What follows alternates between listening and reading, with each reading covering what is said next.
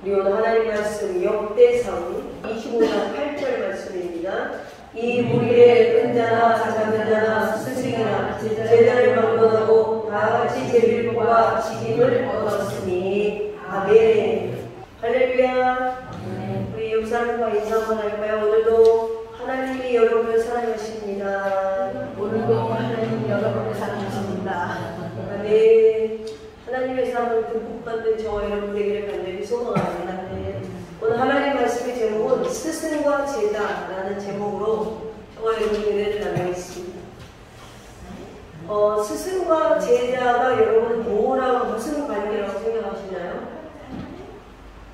중세 수도자였던 수도자의 아버지라고 불리는 프란치스코에게 제자들이 굉장히 많이 하고 또 많이 찾아왔어요. 나도 당신의 제자가 되고 싶습니다. 그때 재미난 에피소드가 있는데요. 매일이 멀다 하고 나도 수도자가 됩니다. 이렇게 찾아오니까 프란치스코가 아이디어를 냈어요. 제자를 뽑는 아이디어를 냈는데 일단 밭을 갈아놓고 배추를 심으라고 합니다. 그리고 배추를 어떻게 심으라고 하냐면 배추 모종을 갖다 놓고 배추를 거꾸로 심으라고 해요. 한 그루는 바로 심는 거예요. 거꾸로 심으라고 했는데 잘못 명하셨나 좀 정신이 나간 거 아니에요? 순간적으로. 그러고서 배추를 뿌리 있는 대로 바르게 심는 사람들이 있고 어떤 사람들은 뭐 뜻이 있겠지? 그리고 거꾸로 심었다는 거예요. 여러분은 누굴 뽑을까요? 거꾸로 자기의 말을 들어준 거꾸로 심은 제자를 선택했다. 오늘 본문은 사실은 다윗이 찬양대를 만들고 사람들을 임명했던 기록이에요. 이제 레위인을 이제 성전에서 봉사하는 자들을 구별해서 세웠고 그리고 이제 찬양대를 만드는데 그 중에서 오늘 저는 이 말이 스승이나 제자나 막론하고 다같이 제비를 뽑아 직임을 받았다. 이 말씀을 보면서 찬양대를 만들 때 가르치는 자와 배우는 자가 있었음을 유추해 볼 수가 있죠. 그런데 이들이 한 마음으로 함께 직임을 받은 대로 각자의 역할을 했다라는 거예요. 할렐루야. 만약에 프란치스코가 배추를 거꾸로 심는 제자를 뽑았으면, 바로 심는 제자를 뽑았으면 매번 하는 일이 이러겠죠. 왜 그렇게 하십니까? 왜 그래야 하나요? 왜 이렇게 우리가 길을 가야 하나요? 왜 이런 일을 우리가 추진해야 되나요? 그랬을 거예요. 그러니까 스승과 제자는 결국에는 뭡니까? 함께 가는 거예요. 그래서 동행의 관계가 돼야 된다는 거예요. 그런데 제가 이제 아쉬운 게 뭐냐면 이 땅에 많은 뭔가를 시작했던 창시자들의 스승들이 있는데 그분들이 돌아가시면 그게 끊겨요. 대를 이어서 계속해서 그 정신이 이어가야 돼요. 그러니까 나중에 스승이 죽으면 정신이 동행하는 거란 말이에요. 근데 그게 없는 기독교 안에는 너무 그런 게 없는 거예요. 제가 아는 공동체만 해도 제가 보기에는 스승의 정신이 다 거의 끊어져 가는 거예요. 마음이 고파요. 만약 그분이 살아계셨다면 그렇지 않았을 텐데. 제가 생각하는 게 이 땅에 많은 좋은 지도자들이 있었어요. 정치며, 경제며, 종교며 있었어요. 근데 그 다음 세대가 그걸 이해를 받지 못하는 거예요. 왜 그럴까요? 그냥 평상시 살아계실 때 따라다니는 게 자기가 바뀌었다고 생각했어요. 예수님의 제자들을 보세요. 예수님이 돌아가시고 나서 잠시 그들이 도망갔지만 부활승천하신 예수님을 만나고 나서 그들이 어떻게 변했죠? 예수님보다 더 큰 일들을 행했어요. 그러니까 예수님의 정신을 계속해서 이어갔다라는 것이죠. 저는 오늘 스승과 제자는 결국에는 같은 곳을 바라보고 같은 시선을 가지고 함께 가는 것이다 라고 생각합니다. 그래서 제가 오늘 함께 한 마음으로 스승이나 제자나 각자의 역할을 했다는 것이 제가 감동적이어서 오늘 본문을 가지고 이스라엘에게 스승을 두게 하신 말씀을 의미하면서 성경에서 몇 가지를 예를 들어서 오늘 제목 설교로 살펴보도록 하겠습니다. 첫째로 스승과 제자는 그 뜻까지도 동행하는 관계에 맡겨야 합니다. 예수님의 뜻을 이행받지 못했다면 제자들은 자신들을 승리의 자리까지 내놓을 수 없었을 것입니다. 엘리사라는 사람은 엘리야가 가는 곳에 끝까지 따라 동행하면서 그 삶을 배우고 그 생각을 닮아가게 되고 훗날 엘리야보다 더 큰 일을 이루죠. 최초의 선지생도 양성회, 즉 최초의 신학교를 만들었다. 에녹은 하나님을 스승 삼고 365년을 형성하는 중 300년은 하나님과 동행했다라 이렇게 되어 있습니다. 창세기 5장 24절 보면 에녹이 하나님과 동행하더니 하나님이 그를 데려가시고 세상에 있지 아니하였더라. 하나님만을 생각하고 하나님과 함께 일하고 한마음이 되어 살았다라는. 그렇습니다. 동행이라는 것은 내가 스승으로 섬기는 분들과 함께하고 바라보고 함께 이루어 나가는 관계가 됩니다. 역대기하 24장에 보면 요아스라는 왕이 나와요. 이 요아스 왕은 무려 7살의 왕이 됩니다. 역대하 24장 1절에 보면 요아스가 왕에 오를 때 나이가 7세라 예루살렘에서 40년 동안 다스리니라 이렇게 되어 있습니다. 요아스의 아버지는 요아스가 아직 어렸을 때 안타깝게 죽게 됩니다. 요아스의 할머니는 자신들의 아들들까지 다 죽어가면서 자신이 왕위를 차지하려 했던 인물이 되었어요. 이 역대하 22장에 보면 이 아달랴라는 여인이 자기 아들 죽은 것 보고 유다인의 왕국의 신을 모두 다 멸망시켰습니다. 그때 유모가 한 명만 더 있는데 그 아이가 요아스예요. 바로 1살 때 얘를 빼내서 보호해서 6년이 지난 후에 7살이 되었을 때 대제사장 여호와의 아들을 중심으로 하여 요아스를 왕위에 보호하게 합니다. 제가 지금 요아스가 왕에 오른 걸 이야기하려는 게 아니라요. 이 요아스에게 스승이 있었어요. 누구냐면 여호야다라는 사람입니다. 여호야다가 늙어서 130세에 죽게 됩니다. 자, 여호야다는요, 어린 7살의 왕이었던 요아스의 스승이었어요. 역대하 24장을 보면 제사장 여호야다가 세상에 사는 모든 날에 요아스가 여호와 보시기에 정직하게 했다. 왕으로 세우고 그에게 하나님의 말씀을 가르치고 하나님의 뜻을 따라 나라를 치리하도록 했다는. 그런데 여호야다가 나이 들어서 죽게 되니까 요아스가 혼자 남았죠. 어떻게 됐을까요? 요아스는요, 비교적 유다 왕에서는 선한 왕으로 꼽힙니다. 그런데 그를 가르치던 선생님인 여호야다가 없어지게 될 때 그가 또 다른 선생님을 맞이하지 못하고 24장 17절에 보면 역대하 유다 왕족들이 왕에게 와서 절하고 말할 때 그 말을 듣게 되고 흔들려서 하나님을 버리게. 그래서 아세라 목상과 우상을 섬기게 됩니다. 여호야다가 죽은 후에 유다 왕족들이 와서 왕에게 절하며 왕이 그들의 말을 듣고 그의 조상들의 하나님 여호와의 전을 버리고 아세라 목상과 우상을 섬겼으므로 그 죄로 말미암아 진노가 유다와 예루살렘에 임하니라. 여러분, 요아스가 여호야다의 가르침을 받아서 말씀대로 진행하고 실행할 때는 하나님께서 그를 축복하고 형통한 자 되게 하셨어요. 그런데 그가 말씀의 가르침을 잃어버리고 그가 고통 속에 죄악과 우상을 섬기고 하나님을 배격할 때 이와 같이 고통을 받게 되니까. 그래서 여러분, 스승과 제자가 같이 일하는 거 굉장히 중요한 거예요. 가르침을 받는 데서 그치지 않고 그 스승과 똑같이 배운 대로 우리가 실천하고 살면서 행하고 뭔가가 기둥이 되어 일한다는 건 굉장히 중요한 거예요. 저희 어머니가 늘 기도하는 게 있어요. 뭐냐면 김건희 목사가 변질되지 않게 기도를 해요. 그게 뭐냐면 본인이 죽고 제가 존경하는 스승들이 다 돌아가셔도 변하지 않기를 바라는 것이죠. 예수님 앞에서.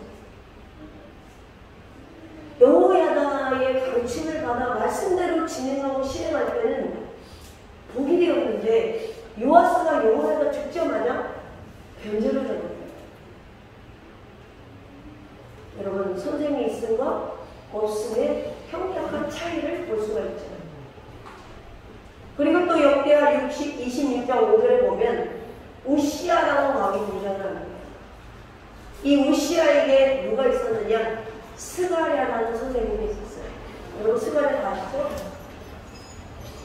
하나님의 묵시를 밝히 하는 스가랴가 사는 날에 하나님을 찾았고 그가 여호와를 찾을 동안에 하나님이 형통하게 하셨다. 그런데 이 우시아가 스가랴를 통하여서 하나님을 찾았고 정말 여호와 앞에 신앙을 정결하게 했을 때는 너무나 강성해서 이름이 변방까지 퍼지는 거예요. 스가랴 선지자의 말에 따라서 은혜를 받은 것이죠. 그런데 스가랴가 또 죽게 됩니다. 그때 안타깝게도 우시아가요 땅이 넓어지고 강성이 되니까 교만하게 돼요. 그게 하나님의 말씀을 가르치고 교화하는 사람이 없었어요. 그러니까 마음이 교만해지니까 악을 행하게 됩니다. 스가랴 선지자도 없고 다른 선생도 만나지 못하니까 주 앞에서 교만해서 범죄하게 돼요. 심지어는 너무 교만해져가지고요 여호와의 전례를 하면서 형단을 분양하는 제사장의 권위까지 창탈해요. 그래서 역대하 26장 19절 한번 볼까요? 바로 뒷성경이죠. 역대하 26장 19절로 21절. 우시아가 손으로 향로를 잡고 분양하려다가 화를 내니 그가 제사장의 화를 낼 때에 여호와의 전 향단 제사장들 앞에서 그의 이마에 나병이 생긴지라. 대제사장 아사랴와 모든 제사장의 왕의 이마에 나병이 생겼음을 보고 성전에서 급히 쫓아내고 여호와께서 치심으로 왕도 속히 나가니라. 우시아 왕이 죽는 날까지 나병 환자가 되었고 나병 환자가 되며 여호와의 전에서 끊어져 결국에 살았으므로 그의 아들 요담이 왕국을 관리하며 백성을 다스렸더라. 결국 우시아는요 스가랴에 사는 날 밖에 스가랴의 정신을 이어온 것이 다예요. 스가랴가 죽고 나니까 스승이 죽고 나니까 제사장이 해야 될 예배 침대까지 넘어다가 그 자리에서 바로 나병이 들었어요. 부정환자가 돼서 뒷방에서 나오지도 못하고 생을 마감하고 앞서 살펴본 여호야다의 제자 요아스 왕도 마찬가지고 여호야다가 사는 날까지 여호와 보시기에 정직해 갔지만 결국에는 이방신을 섬기고 말아서 고통스러운 인생의 말년을 보내게 되죠. 사랑하는 성도 여러분, 어느 조직이고 창시자가 죽고 나면 그 정신이 흐려지는 것을 우리가 종종 보게 되죠. 우리가 인생의 만남 속에서 선택할 수 없는 대상은 부모님밖에 없지. 태어나니 내 부모가 내 부모이잖아요. 우리 부모가 못생겨도 내가 선택할 수 없고 우리 부모가 가난해도 내가 선택할 수 있고 그런데 아내나 남편이나 친구는 선택할 수 있어요. 그리고 스승님도 선택할 수 있고요. 교회도 우리가 선택할 수 있어요. 처음에는 목사님 말씀이 좋아요. 그러시다가 결국 떠나는 분들이나 혹은 오랜 시간에 다소 미온적으로 변하는 분들을 적지 않고 제가 목회하면서 봅니다. 여러분들이 선택한 스승이나 목회자나 그분들에게 훌륭한 부분이 있다면 그들이 부재했고 그 정신이 교회를 통하여서 우리의 삶을 통하여서 이어져 나가야 된다라는 것입니다. 저는 저에게 좋은 스승들을 하나님이 주셨어요. 신학적인 스승도 주셨고 어떤 삶의 본이 되는 스승도 주셨습니다. 제가 힘들 때마다 그분 살아가는 거 생각을 해요. 아, 그분들은 이럴 때 이렇게 살았지. 힘이 되어지고 답답할 때마다 이야기할 수 있는 대상들이 됩니다. 만약에 그분들이 없었다면 제가 없었겠죠. 근데 그분들이 돌아가셨다고 해서 그분들이 가지고 있는 신앙이나 믿음을 제가 반대로 가서는 안 된다는 것이죠. 여러분도 마찬가지예요. 정말 이 교회가, 보슬교회가 여러분 정말 좋은 교회가 되려면 목회자가 부재 중이라도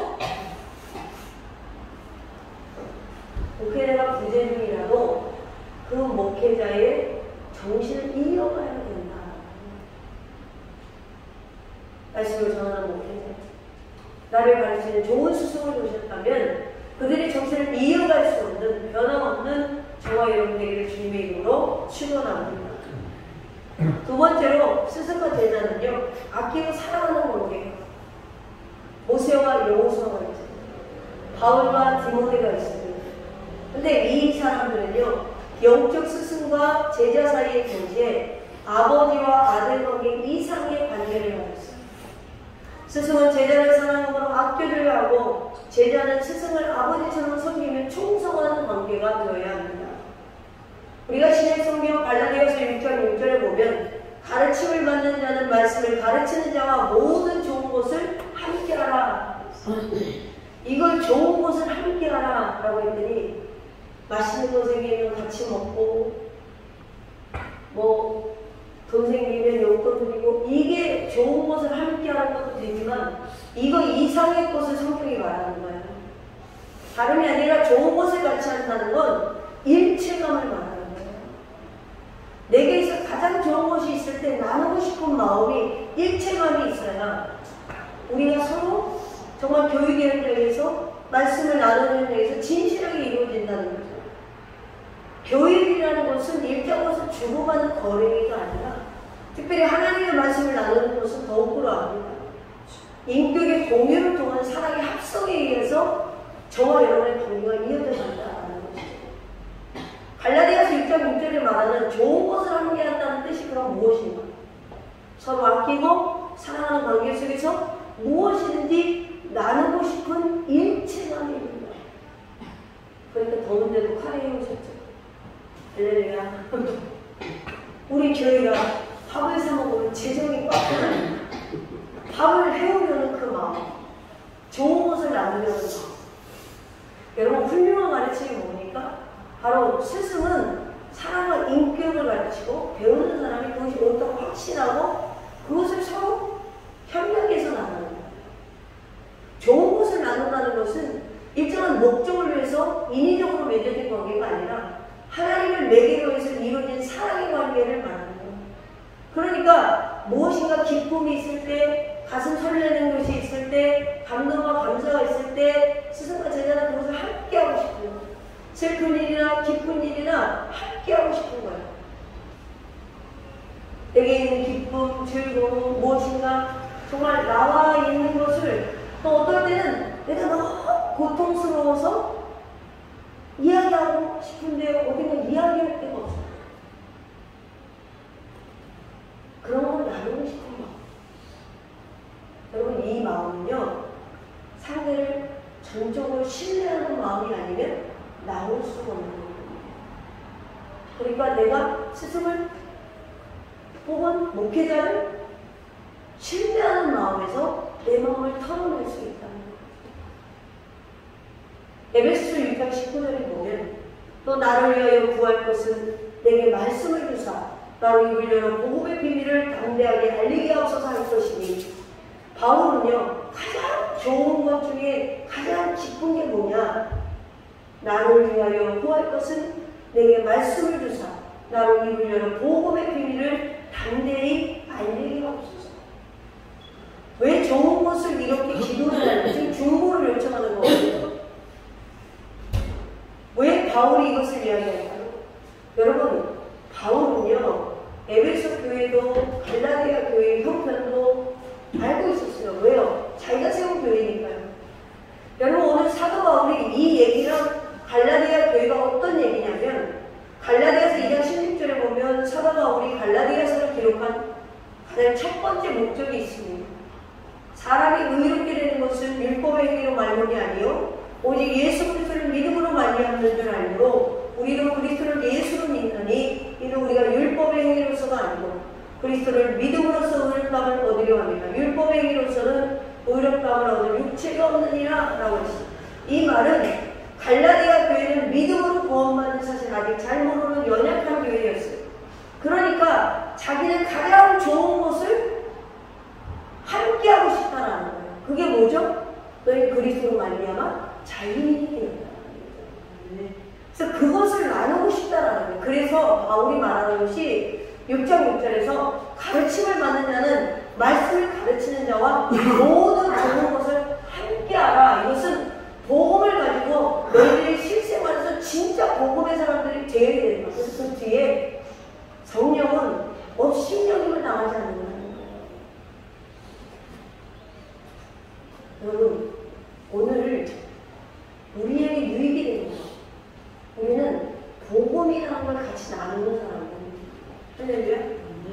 단순하게 세상에서 우리가 필요한 것들은 나누는 것도 필요하지만 진짜 가르침을 받는 자는 말씀을 가르치는 자와 모든 좋은 것을 함께하라. 가장 좋은 것은 바로 복음을 나누는 사람입니다. 가르치는 자가 복음을 가르치고 세상에 나가서 여러분들도 복음을 가르치고 이것들이 이어질 때 우리 교회는 좋은 교회가 될 수 있다. 사랑하는 도sem의 가족 여러분, 사랑이라는 것은 일방적으로 주는 얘기고 받는 얘기가 아니고 서로의 교류에 의해서 이루어지잖아요. 이 갈라디아서를 통해서 에베소서를 통하여서 바울과 에베소 교회는 바울과 갈라디아 교회는 서로 사랑으로 교류했다는 겁니다. 그래서 복음을 나눌 때 우리 교회가 복음을 나눌 때 가장 좋은 것을 드러낼 때 여러분도 삶에서 복음으로 가장 좋은 것으로 나누어 가르치는 자 모든 좋은 것을 함께합니다. 목사님 제가 어디 가서 복음을 전했는데요. 목사님이 주일날 한 말씀을 했어요. 그래서 그 사람이 감동을 해서 저와 함께 회개기도를 했어요. 이게 가장 좋은 걸 나눈다는 거예요. 개념이. 그래서 정말 모든 좋은 것을 함께하는 저와 여러분들에게 주님의 이름으로 축원합니다. 세 번째로는 스승과 제자는 교훈을 주고 따르는 관계가 돼요. 열왕기하 2장에 보면 위대한 사람이 등장하죠. 엘리사라는 인물이 등장해요. 대단히 고집쟁이처럼 보이는 장면이 나오죠. 이제 스승인 엘리야가 삶의 시간이 다 되어서 회리바람 타고 엘리야를 올려보자 할 때 선지생도들이 만류하고 스승인 엘리야가 여기 있으라고 해도 혼자 계속 따라가는 거예요. 그래서 그때 바라보던 선지생도만 50명이 있습니다. 야, 엘리사야, 너도 여기 있어.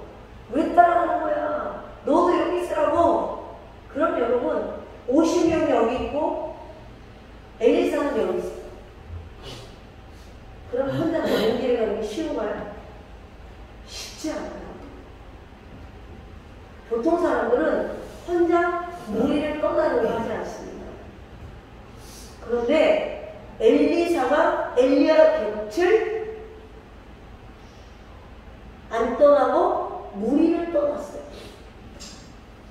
그리고 엘리야가 계속 따라오니까 엘리야가 그랬죠. 너 무언하느냐? 예, 저는 갑절의 영광을 원합니다. 갑절의 영광을 원합니다. 열왕기하 2장 9절에 보면 내가 어떻게 할지를 보아라. 엘리사가 이르되 당신의 성령이 하시는 역사가 갑절이 나에게 있게 하소서. 이르되 내가 어려운 일을 구하는구나. 그러나 나를 내게서 데려가시는 것을 내가 보면 그 일이 내게 이루어지려니와 그렇지 아니하면 이루어지지 아니하리라고. 자, 너무 재밌는 얘기를 하는 거예요. 여러분,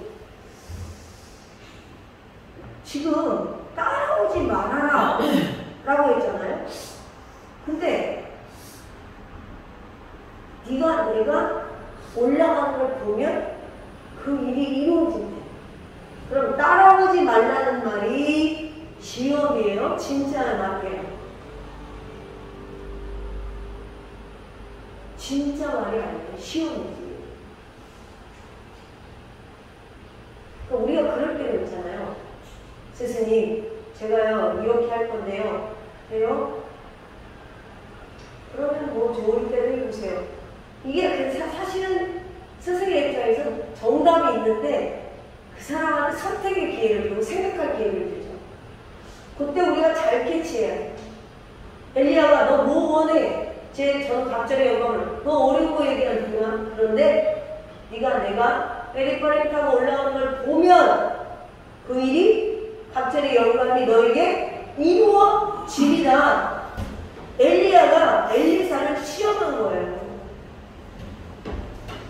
엘리사를 보면 주변 성도들이 말로에도 불구하고 엘리야를 끝까지 따라간 이유가 뭐죠? 엘리야의 후계자가 되려는 꿈이 있었기 때문에. 그래서 뭐라도 받아야겠다는 거예요. 여러분들이 교회 나올 때 그냥 오늘 이번 주니까 그냥 뭐 스승의 날이니까 뭐 스승한테 뭐 잘 섬겨라 이러고 말겠지. 이게 아니라 내가 오늘 뭘 받아야 되는가, 말씀을 뭘 붙들어야 되는가, 이런 욕심이 있어야 돼요. 사랑하는 성도 여러분, 우리 교회 오시는 분 중에 이런 분이 있을지 모르겠어요. 예배에 참석하면 반은 졸고 반은 자고 할렐루야. 그런데 분명한 것은 이런 분들도 밖에 나가면 오늘 목사가 한 얘기를 꽤 많이 해요. 반은 졸고 반은 잤는데도. 여러분 가만히 보세요. 다른 사람하고 얘기할 때 이때 점심때나 아니면 뭘 때 오늘 삶에 대해서 얘기를 해요 안 해요? 많이 해요. 내가 하는지 안 하는지 듣는지 안 듣는지도 모른 채로 이미 동화되었다는 거예요. 말씀이. 이미 동화되었기 때문에 못 느끼는 거지. 실제로 여러분들이 설교 중에 들은 말씀을 생활 속에서 많이 이야기도 하고 그대로 여러분이 실행도 하고 계시다라는 거예요. 할렐루야. 왜냐하면 우리가 이미 동화되어서 잘 못 느끼는 거지 벌써 말씀의 영향을 받고 있다는 거예요. 아마 지금도 그럴 거예요. 교회에서 그거 하지 말랬는데 교회에서는 이거 하지 말아야 된다고 했는데 이미 동화되었다는 거예요. 그러니까 이 동화된다는 게 뭐냐면 목회자가 행복하면 교회도 행복하는 것에 영향을 받습니다. 제가 괴로우면 여러분도 괴로운 영향을 받게 되는 거예요. 그래서 제가 먼저 제일 행복해지려고요. 왜요? 제 마음이 기뻐지고 행복한 마음을 가지면 그 영향이 여러분에게 가기 때문에 그렇습니다. 제가 오늘 막 성질을 막 내고 막 이러고 와가지고 설교를 해요. 그러면 그 설교에 나도 모르게 악의 영향감이 있다라는 거예요. 근데 내가 행복하고 내가 기쁘면 그것이 설교 속에서 묻어난다는 거예요. 오늘 이 강단에서 말씀의 스승 또는 여러분 사회에서 만난 인생의 지혜를 가르쳐줄 스승님이 있습니다. 오늘 특별히 제가 평상시에 하지 않은 설교를 했어요. 주제를 가지고 성경의 여기저기를 찾았죠. 제가 평상시에는 본문 설교를 하게 합니다. 그런데 오늘 스승의 날이라서 우리가 앞서 본 왕국 스승이 있을 때는 바른 길을 갔어요. 근데 스승이 없으니까 삐뚤어져요. 여러분들이 인생에서 뭔가를 배웠던 지혜를 가르쳐주는 스승님이 있거나 말씀을 가르쳐주는 스승님이 있다면 배움에서 그치지 마시고요. 더디더라도 그 가르침에 동화되어지기를 축원합니다. 그래서 정말 여러분의 삶에 그 정신이 계승되어지는 은혜가 있어서 정말 스승의 날 단순하게 전화 한 통 하면서 교수님 목사님 감사해요 이게 아니라 정말 배운 것이 있다면 그 정신을 이어가는 삶을 살아가시기를 축복합니다. 그러면 여러분들도 또 다른 제자를 낳는 스승이 될 줄로 믿습니다. 그런 은혜가 있기를 주님의 이름으로 축원합니다.